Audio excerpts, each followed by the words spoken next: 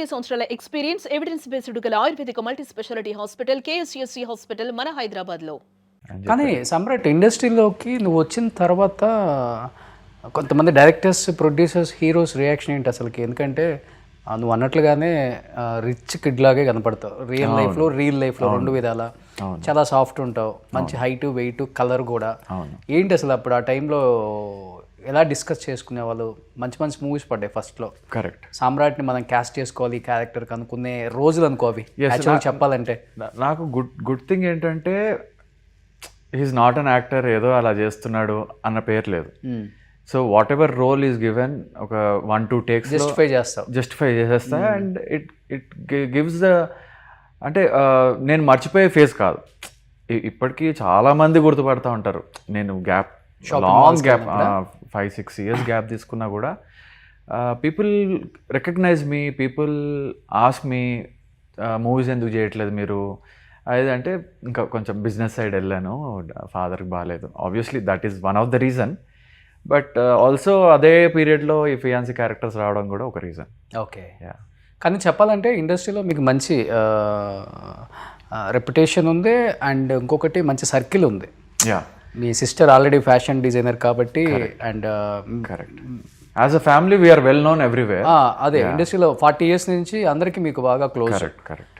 సామ్రాట్ని క్యారెక్టర్స్కి మంచిగా క్యాస్ట్ చేయొచ్చు అంటే చేయొచ్చు, చేయకూడదు అనుకుంటే చేయకూడదు. రెండు కూడా ఉంది. కరెక్ట్. వాళ్ళ వర్షన్. కరెక్ట్. కానీ ఎక్కడ కొంత పాలిటిక్స్ జరిగింది సామ్రాట్ రెడ్డి విషయంలో? ఇది రెడ్డి క్యాస్ట్ అనేది కొంచెం ఇబ్బంది ఉందా, లేకపోతే నిజంగా పాలిటిక్స్?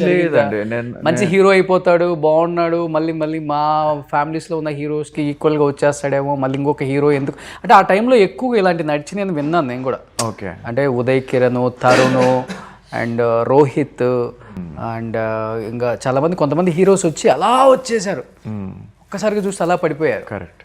కొంత రాజకీయాలు చేసి హీరోస్ని తొక్కేశారు. పెద్ద హీరోల కొడుకులకి అడ్డుపడతారు, వీళ్ళు వస్తారేమో, కాంపిటీషన్ అవుతారేమో అనే కొంత ఇన్సెక్యూరిటీ ఉండేది అప్పుడు ఉన్న స్టార్స్ కని విన్నాను. Is it right? I don't know the internal stories of every one, but నా విషయం వచ్చేసరికి I don't think so that happened, because I was close to everyone, every actor, every producer, every co-artist. నన్ను కాస్ట్తోనైతే దూరం పెట్టలేదు ఎవరు. Okay. అంటే నా విషయంలో అలా జరగలేదు. బట్ వచ్చిన క్యారెక్టర్ కొంచెం చేంజ్ చేయడం జరిగింది, because directors used to like me. 1-2 auditions అయ్యి, కాస్ట్యూమ్స్ కూడా ఓకే అయ్యి, దాని తర్వాత కొంచెం డామినేషన్, ఫ్రేమ్లో ఉన్నప్పుడు డామినేట్ చేస్తా హీరోస్ని. Exactly that is there. That అలా ఒక 3-4 మూవీస్ పోయాయి, పెద్ద మూవీసే. So that's okay. అంటే maybe that made me like keep myself fit or something. ఎప్పుడో ఒకటి వస్తుంది అన్న కాన్ఫిడెన్స్లో ఉన్నాను నేను. అంతేనా? అంతే. అప్పుడు చెప్పాల్సింది డైరెక్టర్కి, నేను కావాలంటే కొంచెం బ్లాక్ వేసేసుకుంటానండి, అంత అందంగా కనిపించింది అంటే. వాళ్ళకి తెలీదా అండి? దానికి కూడా రెడీ. బట్ హైట్ కానీ, హైట్ నేను రెడ్యూస్ చేయలేను కదా. సో అమితాబ్ బచ్చన్ ఉంటారు, 6 అడుగులు అందగాడు అంటారు. బట్ కొన్ని విషయాలలో క్లిక్ కాకపోతే సైడ్కి పెట్టేస్తారు. అది. కానీ మీరు వచ్చిన టైంలో ఓన్లీ మహేష్ బాబే 6 అడుగులు అందగాడు, ప్రభాస్ అంతే, ఇంకెవరు లేరు కదా. వాళ్ళు I'm biggest fans of them. Okay. Prabhas గారు అండ్ మహేష్ బాబు గారు. బట్ ఎన్ని బిజినెస్లు చేసినా ఒక బాధ అయితే వేస్తుంది కదా. స్క్రీన్ మీద రెగ్యులర్గా కనిపించే ఒక యాక్టర్కి ఆల్ ఆఫ్ షడన్ ఒక్కసారిగా మూవీస్ లేవు, బిజినెస్ చేసుకోవాలి, 4 గోళ్ల మధ్య ఉండాలి, ప్రపంచానికి దూరంగా ఉండాలి, ఫ్యాన్స్, విజిల్స్, కేకలు, అరుపులు, కేరింతలు. అంటే మీ టైంలో ఇది 100 days ఫంక్షన్స్, 175 days ఎక్కువ. ఇప్పుడంటే లేదు, 1 weekలో సినిమా అయిపోతుంది అనుకో, అది వేరే విషయం. ఇవన్నీ చూసి ఒక్కసారిగా ఎన్ని కోట్లు వచ్చినా కానీ ఆ సాటిస్ఫాక్షన్, ఆ హ్యాపీనెస్ ఇవ్వదు ఒక మనిషికి, ఎస్పెషల్లీ ఒక యాక్టర్. ఎగ్జాక్ట్లీ. చిన్నప్పటి నుంచి dad used to act in movies. So ఆయనతోని షూటింగ్కి వెళ్ళి I was dreaming big, very big. Okay. At a certain point I felt it was big. ఆ పంచాక్షరి మూవీ చేసినప్పుడు like it was a lovely opportunity working with Anushka garu right after Arundhati. And చాలా appreciation వచ్చింది దానికి కూడా. But hit అనే పదం ఎప్పుడు పడలేదు నా లైఫ్లో. ఒక్కసారి కూడా పడలేదు. మంచి పేర్లు వచ్చాయి క్యారెక్టర్స్కి, కానీ చేసిన క్యారెక్టర్స్ కొంచెం కష్టం హిట్టే కదా. కొంచెం ఇష్టం కొంచెం కష్టం హిట్టే, కానీ దాంట్లో చాలా లిమిటెడ్ రోల్. దాంట్లో కూడా లైక్ నాది చాలా ఉండే role, but on the edit table things get edited. Okay,